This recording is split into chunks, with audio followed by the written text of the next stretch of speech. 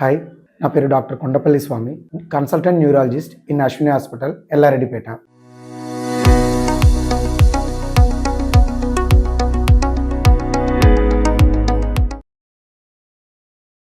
ఈరోజు మనం ఫిట్స్, మూర్ఛ వ్యాధి గురించి తెలుసుకుందాం. వాడుక భాషలో దీన్ని ఫిట్స్ అంటారండి.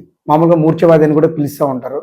అదే ఇంగ్లీష్లో అయితే సీజర్స్, ఎపిలెప్సీ అంటారు. ఈ ఫిట్స్కి ఈ ఎపిలెప్సీకి తేడా ఉంటుందండి.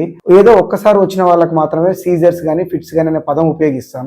అదే తరచుగా ఫిట్స్ వస్తూ ఉంది, పేషెంట్కి ఆల్రెడీ వచ్చింది లేదా మళ్ళీ వచ్చే అవకాశం ఉంది అని అనుకున్న వాళ్ళని ఎపిలెప్సీ అంటారు. అదే మూర్ఛ వ్యాధి. ఫిట్స్లో ఎన్ని రకాలు ఉంటాయి? చాలా మందికి ఫిట్స్ అంటే రెండు కాళ్ళు చేతులు కొట్టుకోవడము, మూతి వంకర పోవడము, నోటి నుంచి జొల్లు గారడము, మూత్రం పోసుకోవడం ఇలాంటి లక్షణాలే తెలుస్తాయి. ఇలాంటి ఫిట్స్ ఎక్కువ మందికి వస్తుంది. కానీ ఫిట్స్ లో చాలా రకాలుగా ఉంటాయి. అవి ఏంటంటే, మొదటిది GTCS, generalized tonic clonic seizures. రెండవది ఫోకల్ సీజర్స్.